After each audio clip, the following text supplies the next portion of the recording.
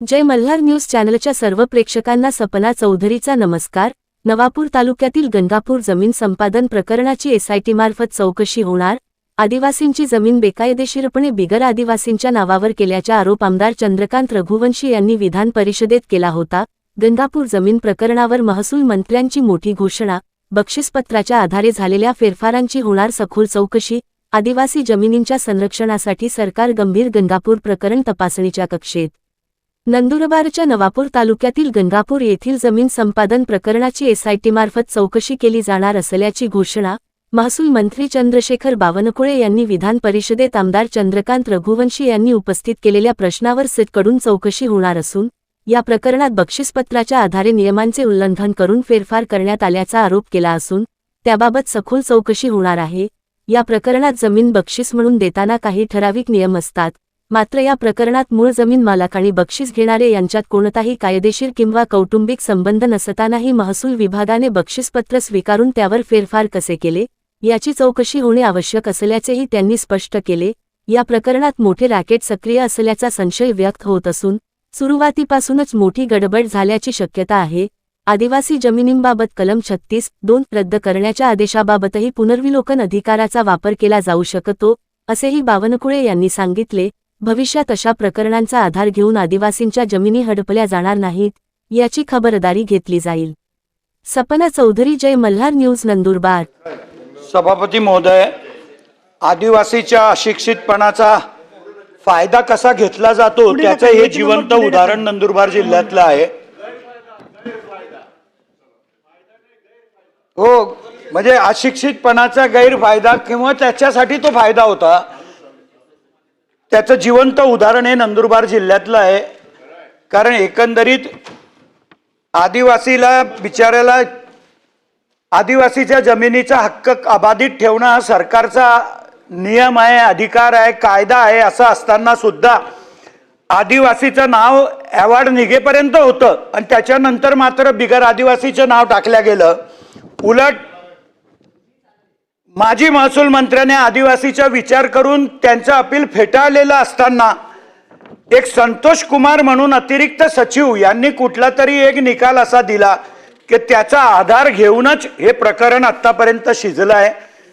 Sir, माझी विनंती आहे सभापती महोदय की 8 कोटी रुपयाचा अवॉर्ड असताना 160 कोटी रुपयाचा त्याला वाढीव अवॉर्ड करण्यात आला फक्त 3 वर्षामध्ये, आणि आजही त्या माणसाचं समाधान झालेलं नाही। परत त्याचा अपील आहेच, तो तर म्हणतो मी 500 कोटी शासनाकडनं घेईल। म्हणजे शासनावर एकीकडे 10 लाख कोटीचं कर्ज असताना असेच जर प्रकरण होत गेले तर 15 लाख कोटी व्हायला काही जास्त वेळ लागणार नाही असं मला वाटतं। आणि म्हणून माझी माननीय मंत्री महोदयांना विनंती आहे की ब्रीफिंग घेताना सुद्धा आपल्या लक्षात आलं असेल की हे प्रकरण सगळं गोलमाल आहे। आपसामध्येच खरेदीचे व्यवहार केलेले आहेत, एक मी दुसऱ्याला दिली, दुसऱ्याने तिसऱ्याला दिली आणि एवढी वाढीव खरेदी केली की ज्याच्यामुळे अवॉर्ड वाढला आहे। ही जमीन जेव्हा खरेदी केली त्यांनी तेव्हा ती अकृषिक म्हणून खरेदी केली होती, परंतु एकही तिथं इंडस्ट्री म्हणजे औद्योगिक अकृषी म्हणून केली होती, पण एकही इंडस्ट्रीज तिथं उभी राहिली नाही। फक्त त्याचा फायदा घेतला दर वाढवण्यासाठी आणि आज शासनाची एवढ्या मोठ्या प्रमाणामध्ये फसवणूक होते आहे। तर या सगळ्या प्रकरणामध्ये ज्या सहाय्यक जिल्हाधिकारी पासून तर नोट पुटअप करणाऱ्या अधिकाऱ्यापर्यंत त्या सगळ्यांवर आपण कार्यवाही करणार आहात का आणि या प्रकरणाची सखोल एसआयटी चौकशी करणार आहात का, हे माझे 2 प्रश्न आहेत महत्त्वाचे। सभापती महोदय, माननीय सूर्यवंशीजींनी जी लक्षवेधी आणलेली आहे, चंद्रकांत सूर्यवंशीजी यांनी एक मोठा भ्रष्टाचार या लक्षवेधीच्या माध्यमातून शासनाच्या समोर आणलेला आहे। आणि खरं आहे की गंगापूर तालुका नवापूरमध्ये 45/3/8 क्षेत्र 5700 चौरस मीटर आणि दुसरं 45/4 क्षेत्र 8100 चौरस मीटर हे त्या ठिकाणी आदिवासीच्या नावाने होतं, गोविंद पोचल्या गावित आणि विलास विजयसिंग वळवी। पण या ठिकाणी नंतर मात्र एका तहसीलदारच्या आदेशाने हे क्षेत्र अग्रवाल यांच्या नावाने करण्यात आलं आणि नंतर मग याचं ॲक्विजिशन झालं आणि ॲक्विजिशनमध्ये पहिला तर अवॉर्ड हा 40,89,622चा होता, जो 2023मध्ये पारित झाला होता.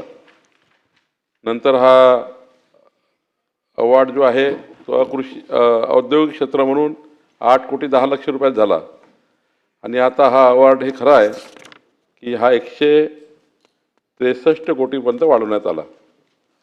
यामध्ये सभापती महोदय 2 महत्त्वाचे मुद्दे आहे की तहसीलदारचे जे अधिकार नव्हते ते अधिकार त्यांनी वापरले आहेत, कारण ADTPचे अभिप्राय घेऊन नंतरच आपण जमिनीचं कृषीपासून अकृषी करायची असेल, औद्योगिक करायची असेल, रहिवासी करायची असेल किंवा वाणिज्य करायची असेल, पण तसं काही झालं नाही. आणि मग मात्र खरं तर आदिवासीची नोंद बिगर आदिवासी करणे याचे वेगळे स्वतंत्र नियम आहे.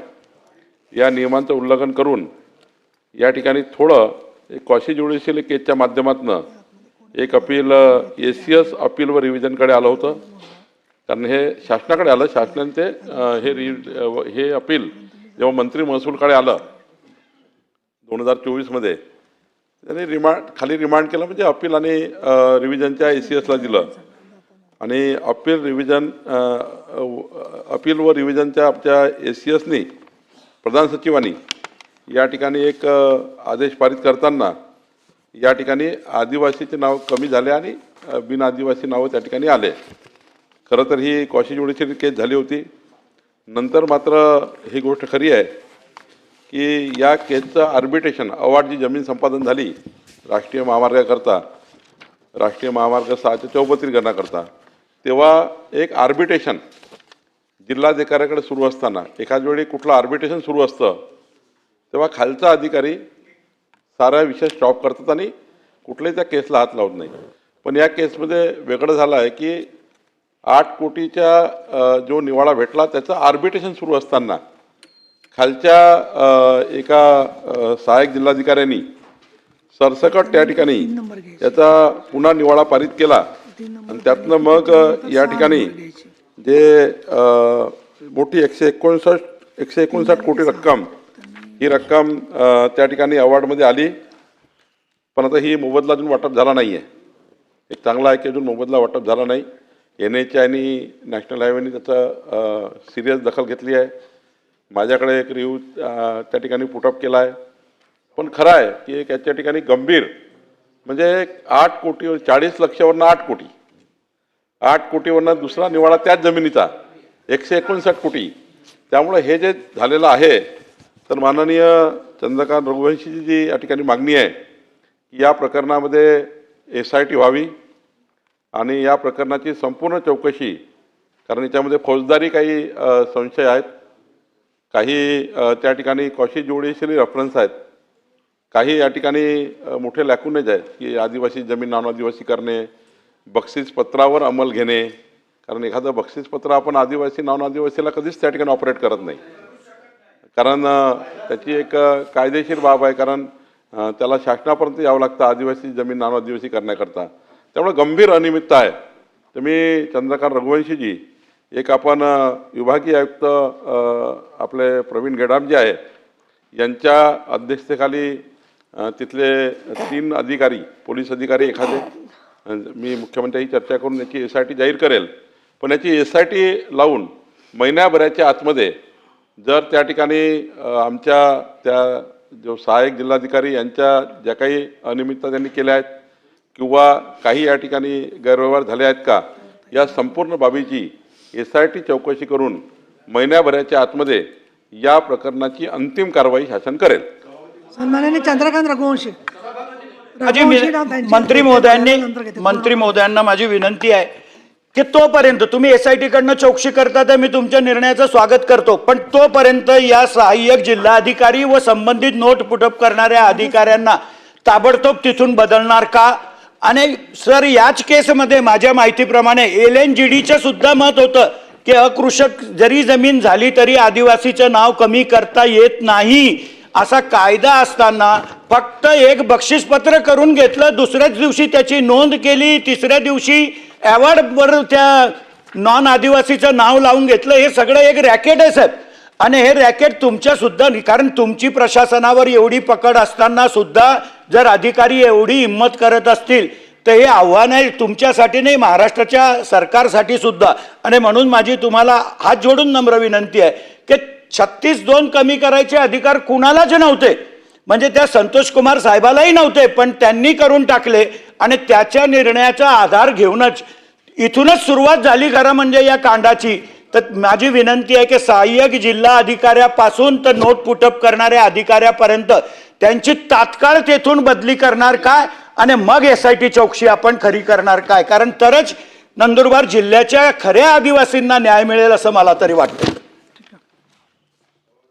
सभापती महोदय, याच्यात बदली करून किती त्या ठिकाणी मार्ग लागेल माहिती नाही. आपल्या त्या ठिकाणी जो शंका आहे की SIT चालू असताना तो अधिकारी तिकडे पाहिजे की नाही, पण मला असं वाटतं की आपण महिन्याभराच्या आतमध्ये याचं फौजदारी आणि काही प्रक्रिया कराव्या लागतील का, किंवा या ठिकाणी जे सहाय्यक जिल्हाधिकारी त्यांनी जे खरं याच्यातलं मूळ काय की चंद्रकांत रघुवंशी आपलं म्हणणं बरोबर आहे की अपील आणि रिव्हिजन प्रधान सचिवांनी या ठिकाणी या आदिवासी जमीन नॉन आदिवासीला करण्याचा जो त्या ठिकाणी एक कॉशी जोडीशीने आदेश पारित केला, त्यावरनं या ठिकाणी हे नावं आलेत. आधी तर तहसीलदारनी चूक केली होती, ती चूक प्रांताकडे त्याला मान्यता दिली नाही, अप्पर जिल्हाधिकाऱ्यांनी त्याला मान्यता दिली नाही त्या चुकीला. कारण पहिली चूक तहसीलदारनी केली होती की त्याने बक्षीसपत्रावर नॉन आदिवासीचे नाव घेतले आणि मग ती अपील वरवर गेली, मंत्री महसूलपर्यंत आली. मंत्री महसूल यांनी ती वर्क केली प्रधान सचिव अपीलवर रिव्हिजनकडे. प्रधान सचिव अपील रिव्हिजननी ही मात्र कुठल्या आधारावर ती कॉशी जोडीशी आदेश पारित केला हे, कारण आता कॉशी जोडीशीमध्ये आपल्याला खऱ्या अर्थाने काही चर्चा करता येत नाही फार, पण ठीक आहे. तरी याच्यामध्ये थोडा स्मेल आहे, याच्यामध्ये फौजदारी प्रकारचेही त्या ठिकाणी काही इश्यू झाले आहेत. आणि ही गोष्ट खरी आहे की जोपर्यंत या केसचा म्हणजे SITचा रिपोर्ट आल्याशिवाय कुठलंही पेमेंट यांना होणार नाही. कुठलाही त्या ठिकाणी जो 159 कोटी रुपये जो निवाडा पारित केला त्याला आम्ही पैसे देणार नाही. मात्र जी गंभीर अनियमितता आहे की एखाद्या केसचं आर्बिट्रेशन सुरू असताना एखाद्या सहाय्यक जिल्हाधिकाऱ्यांनी, ते IS लेवलचे अधिकारी आहेत, त्यांनी या पद्धतीचा निवाडा करणे हे काही योग्य नाही, हे शासनाच्या लक्षात आलं आहे आणि त्यामुळे शासनाने त्यात गंभीर घेतलेला आहे. पण महिनाभराच्या आतमध्ये मी सांगितलं की प्रवीण गेडाम जे आपले विभागीय आयुक्त आहेत यांच्याशी माझी चर्चा झाली, त्यांनी त्यातला भरपूर पुढं गेले आहेत. ते प्रवीण गेडामच्या अध्यक्षतेखाली एक IPS ऑफिसर, एक इफिशियंट IPS ऑफिसर आणि या ठिकाणी जे काही त्यांना अधिकार लागतील एक 5 अधिकाऱ्यांची SIT तयार करून मी आजच मुख्यमंत्र्यांशी त्याच्यावर SITची सही घेऊन इथे सभागृहात घोषणा करील. परवाची छत्रपती संभाजीनगरची SIT आज मला वाटतं तयार होऊन जाईल. तर खरं तर हे महिनाभराच्या आतमध्ये रिपोर्ट तयार करून हे जे त्या ठिकाणी काम करणारे अधिकारी आहे यांच्यावर कडक कारवाई झाली पाहिजे, नियमाप्रमाणे यांना शिक्षा झाली पाहिजे. आणि त्यामुळं एकदा पूर्ण फायनल रिपोर्ट तयार करून महिनाभराच्या आतमध्ये आपण या संपूर्ण प्रकरणामध्ये अंतिम चौकशी, म्हणजे याच्यात कुठलंही नाही, अंतिम चौकशी करून त्यावर काय काय कारवाई झाली हे मात्र सभागृहाला आपण अवगत करू. श्री भाई जगताप. सभापती महोदय, आभारी आहे आपला. मंत्री महोदय, कित्येक वेळेला आपण एक संवेदनशील आणि एक असा निर्णय घेणारी मंत्री आहात. आम्ही याच सभागृहामध्ये तुमच्या कित्येक निर्णयांचं आम्ही कौतुक केलेलं आहे. आत्ता आपण अशा पद्धतीने जे म्हणत आहात ते मला असं वाटतंय की बावनकुळे साहेब बोलतात आहेत की काय, का कोण दुसरंच काहीतरी कोण बोलतंय. कारण सगळ्या चुका तुमच्या निदर्शनास आलेल्या आहेत, सगळ्या चुकीच्या नोंदी तुमच्या निदर्शनास आलेल्या आहेत. कायदा धाब्यावर बसून IS असलं तर काय आकाशातनं पडला का? IS आणि IPS म्हणजे काय आकाशातनं पडलं? आपण हे सभागृह सगळ्यात मोठं आहे, शासन मोठं आहे, याच्यापेक्षा मोठं कोणच नसतं. आणि ज्यांनी आपल्या कायद्याचं संरक्षण करायचं असतं हे असे भक्षण करायला लागले आणि त्यांना जर आपण असं मोकाट सोडायला लागलो तर मला नम्रपणे सांगावंसं वाटतं, सरकार येतील जातील आपण बदलू, पण हे जे माजलेले IAS आहेत अशा पद्धतीचे, यांना चाप बसणार नाही. आणि याने तर स्पष्टपणे गुन्हा केलेला आहे. गुन्हा म्हटलं मी, गुन्हा. राज्याचा देशाचा कायदा स्पष्टपणे सुस्पष्ट आहे, त्याच्यात कसली अँबिग्युटी नाही. आदिवासी कायद्यामध्ये कसलीच अँबिग्युटी नाही, क्लिअर आहेत. कोण हा 30 मार्का? त्या कायद्याला धाब्यावर बसून अशा पद्धतीने करणार हा 30 मार्का कोण? आणि आपण म्हणालात त्याप्रमाणे आर्बिट्रेशन सुद्धा आहे. सुरू असताना यांना अधिकार कुठले आले? ते कशा पद्धतीने त्याने त्या म्हणजे या प्रकरणामध्ये सगळ्या गोष्टी सुस्पष्ट आहेत. कित्येक वेळेला किंतु परंतु असतो, म्हणून आपण त्याच्यावर काही ठिकाणी आपण चौकशी म्हणा, आणखीन काही प्रक्रिया करतो. ती होणं पण गरजेचं आहे, हे खरं आहे. पण त्याबरोबर ज्या गोष्टी आपल्याला सुस्पष्ट दिसतात आहेत, तुम्ही त्या तुमच्या उत्तरामध्ये सुद्धा कबूल करतात. आणि त्या तिथे सुद्धा त्यांनी लक्षवेधी ज्यांनी मांडले त्यांनी सुद्धा ती आपल्या समोर आणून दिलेली आहे. म्हणून माझी आपल्याला 2 स्पेसिफिक प्रश्न आहे. एक, आपण जो निर्णय घेतलेला आहे SITचा त्याचं आम्ही स्वागत करू, पण तोपर्यंत हे जे अधिकारी आहेत संबंधित ते हे रॅकेट आहे हो सगळं. महाराज, तुम्हाला माहिती आहे, ह्या तुमच्या एका डिपार्टमेंटवर पुरतं नाही. तुम्ही नाही, आम्ही फक्त लढत राहिलोय. आम्ही एकमेकाला काय राजकीय एकमेकाला बोलतोय, निवडणुका आले की आम्ही एकमेकाच्या हे काय करतोय. लोकांच्या जीवावर आपण निवडून यायचं आणि ह्यांनी प्रशासनामध्ये राहून अशा पद्धतीने लूट करायची कसं शक्य आहे? आणि म्हणून त्यांनी जे मागणी केली ती मी परत एकदा मागणी करतो. हे संबंधित अधिकारी तिथे जर असतील, IAS ला कोण खालचा अधिकारी हे करणार आहे? त्याला कसं ठेवता तुम्ही? ठेवून त्याची चौकशी होणार आहे? त्यांना तात्काळ आपण तिकडून मी तर पुढची जाऊन निलंबित करण्याची मागणी करणार होतो, पण मला माहिती आहे IAS असल्यामुळे ती डायरेक्ट निलंबनाचं कारवाई होणार नाही. केली ना? मग आता काय मग काय अडचण आहे? मग म्हणून मी जे सुरुवातीला म्हणालो, आम्हाला आज चंद्रकांत बावनकुळे नेहमीच्या ताकदीचा आणि नेहमीच्या वकुबाचा दिसत नाहीये. आणि लक्षवेधीमध्ये चंद्रकांत आहे. त्यामुळे आणि हे बघा, तुम्ही आम्ही एकमेकावर इतके हे करतो, हे इतके 40 लाखाचे 8 कोटी, 8 कोटीचे 160 कोटी. आणि हिम्मत बघा, अजून 2-4 हजार कोटी मी काढेन. काय कशा पद्धतीने चालायचं सांगा? आणि म्हणून त्यांना तात्काळ निलंबित करणार का? जर निलंबनामध्ये तुम्हाला काय अडचण वाटत असेल जी नसावी, जर खालच्या सभागृहामध्ये राज्याचे प्रमुख किंवा कोणी आपल्या मॅनेजर हिम्मत करतात, आपण ही हिम्मत दाखवा. आणि ह्यांना एकदा कळू द्या, निवडून आलेला प्रतिनिधी हा इथल्या प्रशासनातला किंवा शासनातला मंत्री हा सर्वस्वी असतो. तुम्ही सगळे नाही, तुमची मनमानी नाही चालणार असा मेसेज आपण देणार का? निलंबन करून त्यांना तसा तो आपल्या महाराष्ट्राच्या जनतेला हा मेसेज देणार का? सभापतीमध्ये मी एवढ्याकरता थोडा वेळ मागितला होता, कारण याच्यामध्ये संभाजीनगर हायकोर्टमध्ये एक रीट याचिका त्याच्यातले निर्णय झाले आहेत, पण त्याच्यात रीट याचिकेमध्ये काही कंटेंट्स आले आहेत. काही दुसरी रीट याचिका झाली, मग 8,296/2023 हायकोर्टाची 2 रीट याचिका झाल्या, त्यातनं निकाल आले. एक महसूल मंत्री यांचा निकाल स्टँड आहे. दुसरा माझ्याकडे कॉशी ज्युडिशियरी केस स्टँड आहे, म्हणजे माझ्याकडे कॉशी ज्युडिशियरी पुनर्विलोकन आला NHAचं. त्यानंतर एक अपील आणि रिव्हिजन प्रधान सचिवांनी एक वेगळाच न्याय देऊन दिला आहे. आता माझ्याकडली कॉशी ज्युडिशियरी तात्काळ मला संपवावी लागेल, त्यातनं त्या आदिवासी कुटुंबाला न्याय मिळेल. एक ती माझ्याकडे कोर्टात आहे, ती आत्ता झाली आहे, आणि त्यामुळं त्याचा निर्णय मी लवकर करतो. त्याच्या निर्णयावर भरपूर काहीचं अवलंबून आहे त्या केसचा. या केसचा जो गाभा आहे माझ्याकडे असलेल्या आता या ठिकाणी कॉशी ज्युडिशियरी केसवर आहे, त्यामुळे त्यातला मी मेरिटवर निर्णय करणार आहे. तो लवकर केस लावून तो करतो.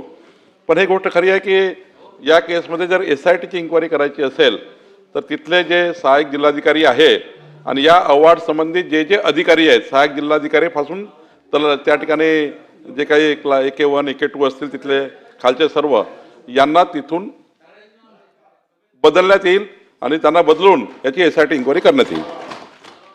प्रवीण भाऊ दरेकर. सभापती महोदय, 36(अ) आणि 2 नुसार हस्तांतर करणं हा गंभीर गुन्हा सभापती महोदय त्या ठिकाणी आहे.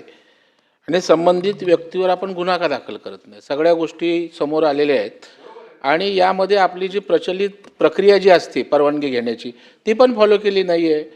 आणि सभापती महोदय त्याच्यामुळे त्यांच्यावर गुन्हा दाखल तात्काळ करण्याचे आपण आदेश देणार का हा पहिला प्रश्न आहे, प्रक्रिया फॉलो न करता. आणि सभापती महोदय, आदिवासींच्या संदर्भात अतिशय संवेदनशील असा विषय आहे. आदिवासी यांच्या आज मुंबई शहरात सुद्धा त्या ठिकाणी जागा आहेत, परंतु त्या ठिकाणी धनदाडगे जे बिल्डर आहेत, मी एक उदाहरण देतो, मी अशी 10 उदाहरणं तुम्हाला देत. मोरा रबारी नावाची कांदिवली ठाकूर विलेजला आमची आदिवासी महिला आहे. तिला तिची जागा ती आणि तिथं कधी गुंदेजाची बिल्डिंग उभी राहिली आम्हाला कळली पण नाही. ती 10 ठिकाणी फिरते. अशी मी तुम्हाला मुंबईत शेकडो उदाहरणं देईन. तर माझी एक विनंती या ठिकाणी आहे, उपनगर जिल्हा अंतर्गत ज्या आदिवासींच्या जागा आहेत, आणि सभापती महोदय आपल्या माध्यमातून एक मंत्री महोदयांना विनंती आहे, हे जे संबंधित अपील घेणारी लोक आहेत ना त्यांची जरा चौकशी करा. मग प्रांत असतील, ॲडिशनल कलेक्टर असतील, जिल्हाधिकारी, आज करोडोच्या माया त्यांनी जमवल्यात. पुढाऱ्यांची एखादी गाडी आली किंवा बंगला आला की त्याच्या बातम्या होतात, त्यांना जेलमध्ये पाठवतात. या अधिकाऱ्यांचा सर्वे घ्यावं एकदा. हे एकाच ठिकाणी अधिकारी असतात आणि अपिलात करोडो रुपये कमवतात. तू अपील दे, फेटाळ, मी देतो, तू मान्यता दे, नाही तर वरती पाठव मिनिस्टरकडे. तर याचा कधीतरी त्या ठिकाणी आढावा घेण्याची सभापती महोदय या ठिकाणी आवश्यकता आहे. आणि हा आढावा घेऊन आपण या मुंबईतील, शहरातील आणि उपनगरातील आदिवासींच्या जागा कुठल्या बिल्डरने तिथे बिल्डिंग विकसित केल्यात आणि त्या आदिवासींना नेमकं काय दिलं, त्यांना ते माहीत नसते, ॲग्रीमेंट काय करतात, सह्या अंगठी त्या ठिकाणी ठोकता. तर त्यानिमित्तानं त्याचा एक रिव्ह्यू घेऊन आपण पटलावर त्या ठिकाणी ठेवणार का, ही माझी मागणी आहे. आणि एकाच ठिकाणी महसूल खातं हे त्या ठिकाणी भ्रष्टाचारासाठी गाजलं होतं, परंतु आपण त्या ठिकाणी आल्यापासून हळूहळू चाप लावत आहे. त्याच्यामुळे आमच्या आशा अपेक्षा त्या ठिकाणी आहेत, नाहीतर आम्ही बोलायचं पण सोडलं असतं. आम्ही 1000 वेळा बोलतो, त्याच्यावर कार्यवाही होत नाही. तर ही कार्यवाही त्या ठिकाणी व्हावी. मी मागे अनेकदा सांगितलं की खादी ग्रामोद्योगला जागा दिले 30 एकर. खादी ग्रामोद्योगचं काही तिथं काम चालत नाही. तिथं एंटरटेनमेंटचे कार्यक्रम चालतात, जागा भाड्याने देतात. किती वेळा सांगितलं मी. त्याच्यामुळे मला वाटतं सगळ्या जागांचा जर आढावा घेतलात, आपण आर्थिक स्थितीचं या ठिकाणी नेहमी बोलतो, ह्या जागा मंत्री महोदयांनी ताब्यात घेतल्यात ना तर करोडोचा हातभार, करोडो रुपयाचा हातभार या ठिकाणी लागेल. तर या ठिकाणी माझे स्पेसिफिक 3 प्रश्न आहेत. त्यांच्यावर प्रचलित प्रक्रिया फॉलो न करता ज्या अधिकाऱ्यांनी या ठिकाणी संबंधित त्याच्यावर गुन्हा दाखल करणार का. एक, मुंबईमध्ये अशा प्रकारच्या आदिवासींच्या जागा घेऊन जे इमारतीने टावर उभे राहिलेत त्याचा रिव्ह्यू घेऊन त्याची यादी पटलावर त्या ठिकाणी दाखल करणार का. आणि एकाच ठिकाणी रेव्हेन्यूमध्ये ही क्रीम पोस्ट आहे, ती क्रीम पोस्ट आहे, तीच 5-25 लोक आळीपाळीनं फिरत असतात. म्हणजे चांगल्या अधिकारी कुठेतरी साईड पोस्टिंगला असतात आणि जे मलईदार जी पोस्टिंग आहे ते अशा. एका प्रकरणात आमच्या रघुवंशींनी सांगितलं कोट्यावधीचा व्यवहार आहे. हे तर एक हिमनगाचं टोक आहे सभापती महोदय. आणि आपण चांगलं रेव्हेन्यू डिपार्टमेंटचं काम करतायत, विरोधी पक्षांनी पण त्याची दखल घेऊन तुमचं कौतुक केलेलं आहे. आणि त्याच्यामुळे मला वाटतं ही योग्य वेळ आहे. आपण या संदर्भामध्ये शासनाची काय भूमिका असेल हे स्पष्ट करावे अशी आपल्याला नम्र विनंती आहे. नाही, मी आधीच सांगितलं की SITमध्ये एक IPS अधिकारी, याच्याकरता आपण वरिष्ठ IPS अधिकारी ते घेणार आहोत. कारण यामध्ये काय झालं की प्रवीण दरेकरजी, यामध्ये एक कॉशी ज्युडिशियल आदेश झाला आहे ज्यामध्ये आदिवासीची नावं नॉन आदिवासीमध्ये गेलेत, म्हणजे त्यांना ती जमीन गेली. तर त्यामुळं ती कॉशी ज्युडिशियली अथॉरिटीवर त्या ठिकाणी कुठल्या पद्धतीने, शेवटी कॉशी ज्युडिशियल अथॉरिटी जी असतं त्यावर मग उच्च न्यायालयात जाऊन ती ऑर्डर रद्द करून घ्यावं लागतं वगैरे वगैरे. त्यामुळे मी आधीच काय म्हटलं की SITमध्ये मी तातडीनं याचे 30 दिवसाचीच SIT करणार आहे.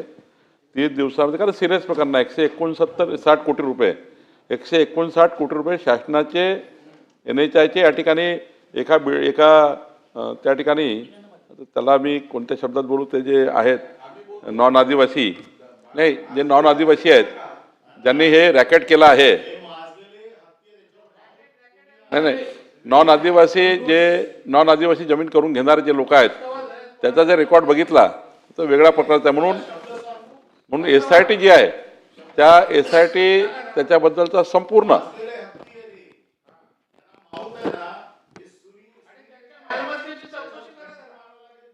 म्हणून सारच आपण याच्यामध्ये जे काही भ्रष्टाचार झाला आहे हा तर लक्षात आलाच आहे. फक्त याला कुठल्या दिशेने न्यायचं एकीकडे आपण सभागृहात न्यायचं की पूर्ण SIT करून त्याचा पूर्ण निचोड बाहेर आणायचा. त्यामुळं आम्ही हा विचार केला आहे की असे बदमाशी करणारे जे लोक आहेत ना, याला अंतिमपर्यंत नेलं पाहिजे. म्हणून एकदा मी सांगितलं की आपले प्रवीण गेडाम विभागीय आयुक्त अत्यंत इफिशियंट आहे, ते आहेत आणि अजून त्याच्यातले खाली जे अधिकार लागतील ते देऊ. पण महिनाभराच्या आतमध्ये जास्त वेळ लागणार नाही SITला, फारच या ठिकाणी तंतोतंत आहे. त्यामुळं गुन्हा दाखल करू, पण SITचा रिपोर्ट आल्यावर. एक दुसरं, मुंबईमध्ये जे म्हटलं आहे की आदिवासी मोठ्या प्रमाणावर जागा आहेत आणि महाराष्ट्रातही ज्यांनी कन्वर्जन करून टाकले आहे आदिवासी ते नॉन आदिवासी, आणि मोठ्या प्रमाणावर आदिवासीच्या जमिनी ज्या त्या ठिकाणी नोटिफाईड आहे, त्याबद्दलचा संपूर्ण या राज्याचा एकंदरीत जो रिपोर्ट आहे, तो रिपोर्ट आपण जो मागितला आहे, तर पुढच्या अधिवेशनामध्ये तो मी सभागृहासमोर आपल्या ठेवेल की आदिवासी जागेचं काय काय झालं आहे. या राज्यातलं संपूर्ण आदिवासी जागेबद्दलचा आपण एक रिपोर्ट त्या ठिकाणी सादर करू. तिसरं, बदलीच्या नियमाबद्दल बरोबर आहे की काही काही अधिकारी कुणाला नाही कुणाला सोबत घेऊन 6-6, 8-8, 10-10 वर्ष डेप्युटेशन करणे, त्या ठिकाणी मोठ्या प्रमाणावर या ठिकाणी अनेक अधिकारी डेप्युटेशनवर आहे, 8-8 वर्ष डेप्युटेशनवर आहेत. त्यापैकी बऱ्यापैकी आम्ही काढले आहेत. पण बदलीच्या कायद्याचं तंतोतंत पालन करून, बदली जेवढा काम त्या ठिकाणी कायदा आहे त्या कायद्याचं तंतोतंत पालन करून आपण कुठल्याही परिस्थितीमध्ये बदलीच्या कायद्याअंतर्गत येणाऱ्या सर्व अधिकाऱ्यांना यावर्षी पारदर्शीपणे त्यांना या ठिकाणून बदली करण्याचा प्रस्ताव जो आहे तो आपण अंमलात आणू.